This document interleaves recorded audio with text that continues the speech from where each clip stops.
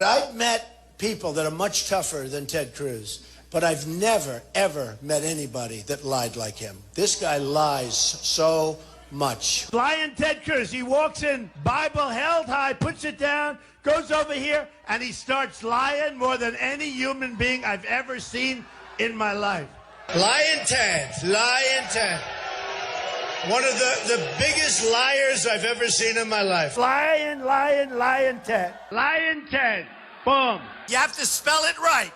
It's L-Y-I-N apostrophe, lying Ted. Who have traveled with me all across the country, I'm going to tell you what I really think of Donald Trump. This man is a pathological liar. He doesn't know the difference between truth and lies. He lies practically every word that comes out of his mouth. And in a pattern that I think is straight out of a psychology textbook, his response is to accuse everybody else of lying. He accuses everybody on that debate stage of lying. And it's simply a mindless yell. Whatever he does, he accuses everyone else of doing. The man cannot tell the truth, but he combines it with being a narcissist. A narcissist at a level I don't think this country's ever seen. Donald Trump is such a narcissist that Barack Obama looks at him and goes, dude, what's your problem? Everything in Donald's world is about Donald. And he combines being a pathological liar. And I say pathological because I actually think Donald, if you hooked him up to a lie detector test, he could say one thing in the morning, one thing at noon, and one thing in the evening, all contradictory, and he'd pass the lie detector test each time. Whatever lie he's telling at that minute, he believes it. But the man is utterly amoral. Let me finish this, please. The man is utterly amoral. Morality does not exist for him. It's why he went after Heidi directly and smeared my wife, attacked her. Apparently, she's not pretty enough for Donald Trump. I may be biased, but I think if he's making that allegation, he's also legally blind. But Donald is a bully. You know, we just visited with fifth graders. Every one of us knew bullies in elementary school. Bullies don't come from strength. Bullies come from weakness. Bullies come from a deep, yawning cavern of insecurity. There is a reason Donald builds giant buildings and puts his name on them everywhere he goes. And I will say, there are millions of people in this country who are angry. They're angry at Washington. They're angry at politicians who've lied to them. I understand that anger. I share that anger.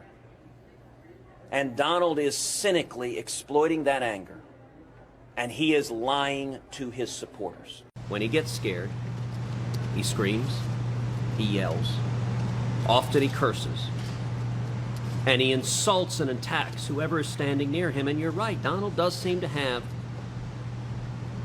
an issue with women. Donald doesn't like strong women. Strong women scare Donald. Now, Donald is scared a lot these days. Donald is scared to debate. He ran away from the last debate that was scheduled because he was scared of Megyn Kelly and because he was scared to defend his policies. Listen, Donald doesn't know much about foreign policy. The day before the Brussels terror attack, Donald called for America effectively withdrawing from NATO. That is utter foolishness. It would hand a massive victory to Putin and to ISIS.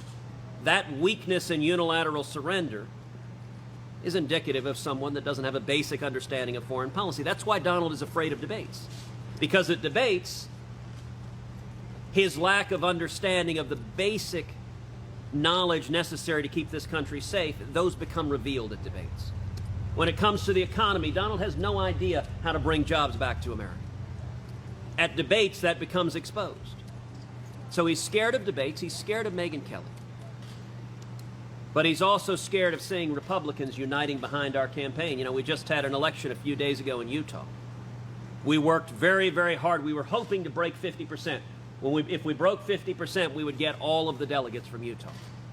Not only did we break 50%, we blew past that, got nearly 70%, 69% of the vote. Donald didn't like that, so you're right. He began lashing out at my wife, attacking Heidi directly. Let me be absolutely clear. Our spouses and our children are off bounds. It is not acceptable for a big, loud New York bully to attack my wife. It is not acceptable for him to make insults, to send nasty tweets late at night. And I don't know what he does late at night, but he tends to do these about 11:30 at night. I assume when his fear is at the highest point. But I also have to say, Heidi,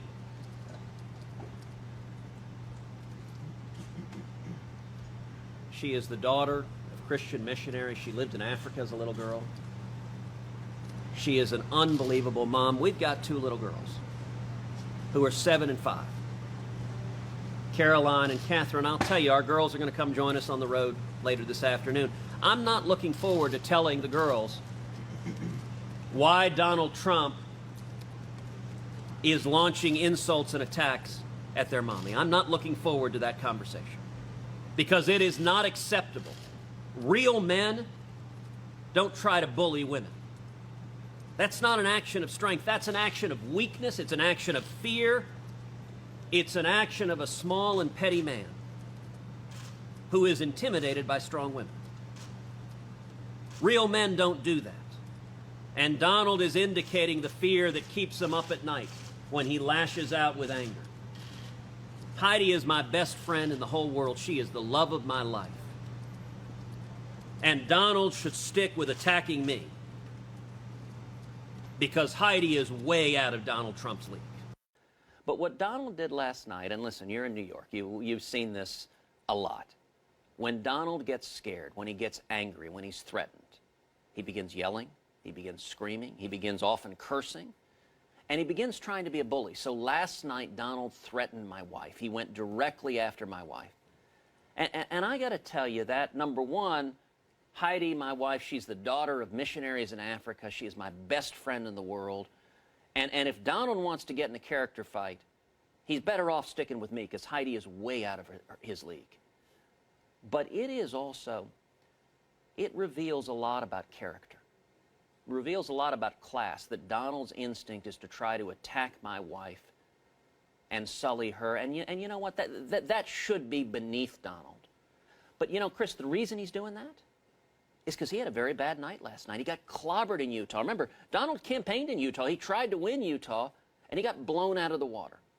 And he is seeing Republicans uniting behind our campaign. I don't get angry often.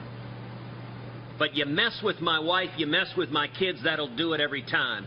Donald, you're a sniveling coward, and leave Heidi the hell alone. So will you support him as the nominee?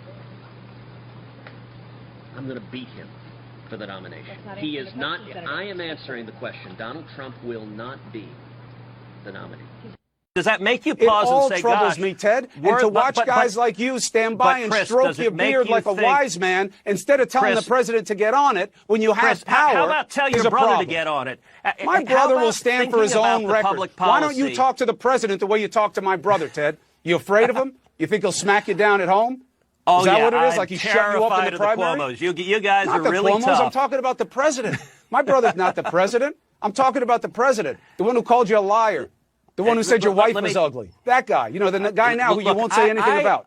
I recognize that you actually wonder why you don't have a lot of Republicans that want to come on your show. I have more than any other show. And yell at me and insult. I'm not yelling at you. I'm raising my voice to match your own because you want to play games, Ted, and people are dying.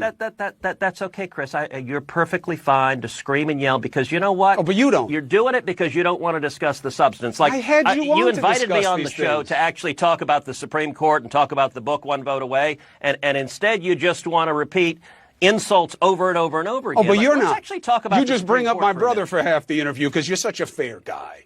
Well, you play it so straight down the middle. You were right? just playing in a biased way, attacking because the president's Texas, Florida, not at the top and Georgia, of the food chain. Coincidentally, happen to be Republican states when the death rates.